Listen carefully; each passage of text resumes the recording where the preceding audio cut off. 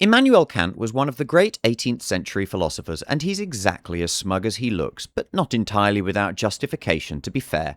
This Preliminary to Metaphysics was published in 1783 and was an introduction or primer for those who found his critique of pure reason to be too big and hard for them.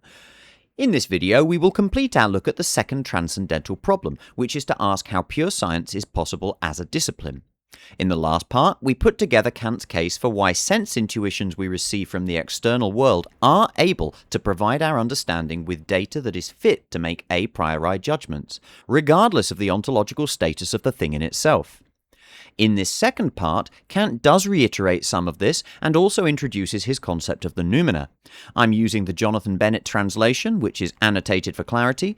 Green text boxes are my rendering of Kant, and pale yellow blocks are where I'm speaking as myself. I'm sure that errors have been made, and just to note, even where I have indicated quotes, they have at minimum been paraphrased for brevity, so please be aware.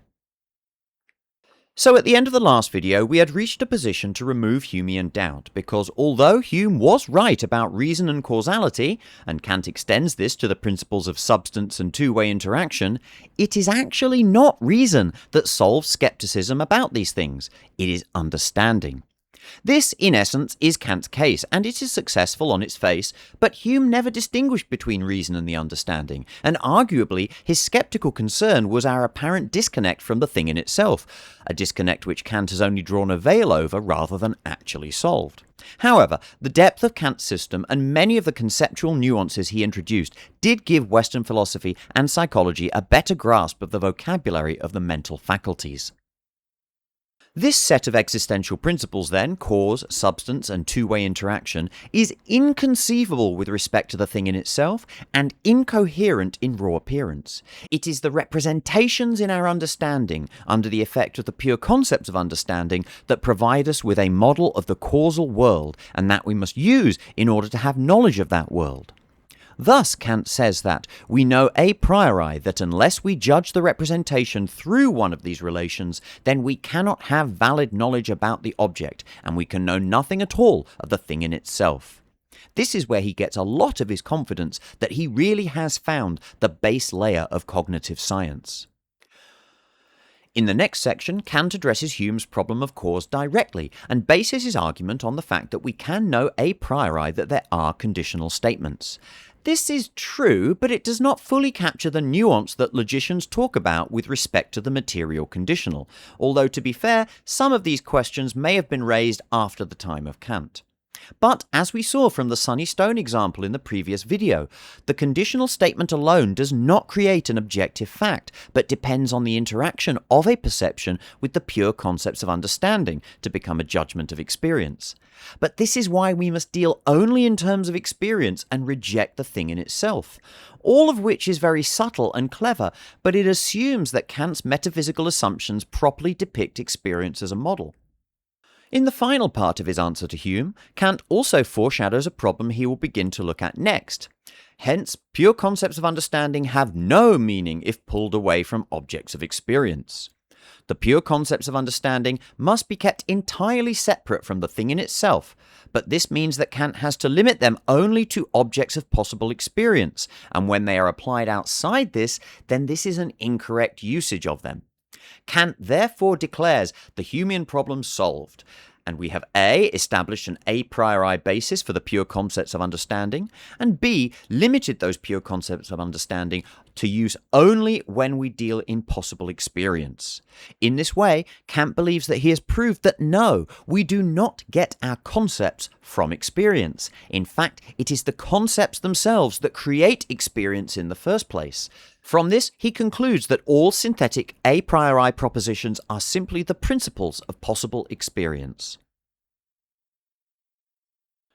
Up until now, all metaphysics has been speculative, and, according to Kant, his work is a definite structure which rejects earlier dogmatic theories. Their principal problem was that they did not closely analyse cognition and its limits, and this is how they became overextended beyond their original use case. All of this is, I think, true. Aristotle and other earlier metaphysicians just kind of vibed their way to a set of principles which they then went on to use as if they were complete. Kant's theory is far more detailed and at least aims at some kind of completeness, but he must have known that it was based on his own assumptions, that there were soft premises, and that some people would undoubtedly object to his case. So is his preening tone just a form of trolling at this point? Kant observes next that an error we have inherited from antiquity is the reality of the noumena, the objects of the mind. These noumena are coherent, and we do use them to structure possible experience, but they cannot be real as the primitive ancients thought. The very word appearance in fact indicates the underlying reality of the thing in itself, i.e., that thing that our object of understanding is an appearance of. This again is part of how Kant tries to extricate himself from all forms of idealism, and once again we do have to give him some flowers for diving deeper into this space than any of Western philosophy had done up to that point. And the dangers on the previous slide are still present, and we do need to be wary as the pure concepts of understanding themselves tempt us to use them beyond their intended remit. Concepts such as substance and energy are independent of experience, and so it might seem that they are applicable to noumena more abstractly. Furthermore, these pure concepts of understanding seem to be necessary in a way that the contingency of experience is just not. This gives us another reason to give them a level of content and significance that can appear universal, but which in the end only fills the house of experience with merely notional entities. In other words, we end up using the pure concepts of understanding to mark as real things that we have simply invented. Next, Kant details two chapters from the Critique of Pure Reason which are of particular importance in understanding this, and, full disclosure, I have done no more than skim them myself. Kant's prose is famously dense, and, to paraphrase Mary Gregor, in fully unpicking the Critique of Pure Reason, the reader will likely become a scholar of Kant, an affliction which generally proves incurable. The first of these chapters introduces transcendental schemas to bridge the gap between appearance and object, and the second limits the remit of the pure concepts of understanding to this realm of logically fixing intuitions into experience. At the end of this section, he also states that experience must contain all the materials to which we apply our concepts. But based on the earlier sections, I thought that these pure concepts of understanding were necessary in permitting mere perception to be converted into experience, meaning that these concepts must have been applied to something that is prior to experience, surely. One could argue, I suppose, that these prior things remain in the objects of experience, but in that case, what else are these things but the sensible intuitions themselves? Alas, we will not resolve that issue here. So while the imagination can be forgiven for wandering beyond experience, even encouraged to do so at times, the understanding should never be allowed to go beyond its strict remit, and this remit is the function in drawing the necessary lines that are needed to tell between imagination and experience at all. We saw that this misbehavior is easily begun, but it leads in time to over-enthusiastic metaphysical leaps into unproven and unprovable ideas. For example, in deductive logic, if your premises are not constrained by experience, and those premises are also unfalsifiable, then it is possible to provide a valid argument for any premise. Kant says that the only defense against this dangerous dogmatic thinking is to demonstrate this error and show that an accurate, true science of the understanding is possible, and this is why he considers it so important that the Critique of Pure Reason achieves its intended goal, and it certainly is a noble goal.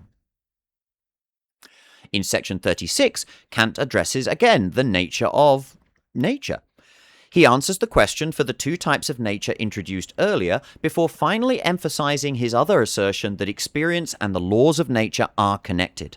First, he makes clear that this is the pinnacle of his transcendental philosophy, and therefore that these answers are the best you are going to get within our ability to think in any way whatsoever.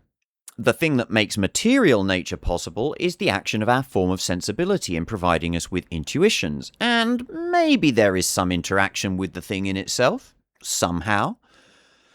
The thing that makes formal nature possible is all about the rules and how they apply to experience. It depends on the existence of consciousness and the various relations that exist between the items of the understanding.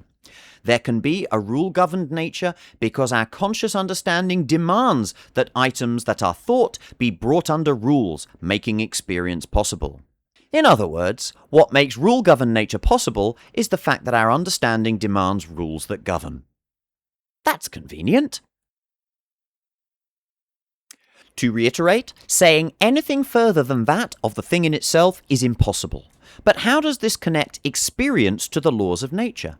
There are many laws of nature that we can know only through experience, but experience cannot teach the general truth that appearances connect in conformity with laws to create experience, which is pre-experiential. And this makes the connection. Only the understanding can be the source of the rules-based system based on synthetic a priori principles, and it is contradictory to suggest that we could discover the laws of nature by using the experience which is defined by those very laws. Because of this, we can say, although it sounds strange at first, that the understanding doesn't draw its laws from nature, but prescribes them to nature. In the next section, Kant introduces his big finish. I will illustrate this bold proposition with an example of the ways that the laws we discover in objects of sensory intuition are in fact already placed there by the understanding. Actually, I shall do rather more. I shall show that my system allows us to derive laws that would appear to require experience from laws which don't require it. Every possible object has its own constitution, its constituent qualities in other case. In the case of a circle, the law of intersecting chords shows a relationship between the lengths of chord segments of a circle. And Kant further discusses that this law generalizes to conic sections, and he moves us to ask, where is the law? Is it in the circle or in the understanding? For which he has his own answer, of course. This is a fair question. However, from here he relates this to the surface area of a sphere in a way which is extremely poetic, but not mathematically rigorous. Kant really speaks as if he's totally nailed it here, and no particular link has been found. It is true that formulas based on the projections of conic sections provide many insightful mathematical models, but unfortunately it is not true that Kant has demonstrated beyond any doubt that the understanding as he presents it is the master of experience and therefore of science, and that is a general consensus as best I can tell. Once again, I have not gone exhaustively through Kant's case here, but I'm going to take Mary Gregor's advice on the critique of pure reason myself. What Kant seems to be doing, to me at least, is reaching a kind of accord with Hume in order to preserve science and an a priori concept of causality. We accept Kant's structure, and then we don't need to claim knowledge of the thing in itself. We only need to talk in terms of possible experience, both in judging the world and creating models of it using abstractions. Hume's query, then, has not exactly been solved, but it has been sidestepped pretty effectively. And finally, as we saw above, Kant gives the main goal of philosophy as the unification of concepts as far as possible under one kind of superconcept, so to speak, with which they all share some basic nature. Aristotle had a good first try with his set of 10 plus 5 major categories, but there was no principle that allowed the whole of the understanding to be surveyed in its entirety. As it turned out, Kant concluded that he had discovered this principle in the concept of judgment. Aristotle never conceived of this because, of course, he never had the superlative insight of associating the categories with the logical judgments, which, of course, constitute the entire list of possible judgments that could possibly exist, right? Again, the following centuries have shown that, at a minimum, it is more nuanced than Kant is suggesting, even in the critique of pure reason itself. So that takes us to the end of the second transcendental problem, and I hope that you can see how it works and how Kant believes that he has created an a priori structure that allows science to exist and be valid. Likewise, though, I hope you can see that this case is not absolutely bomb-proof, sometimes because of things that Kant could never have been aware of, or sometimes perhaps because he still had a touch of that old dogmatic exuberance within him. However, we will move on in the next video to the third transcendental problem of how metaphysics is possible. I hope you've liked this video, thanks for listening, and bye for now.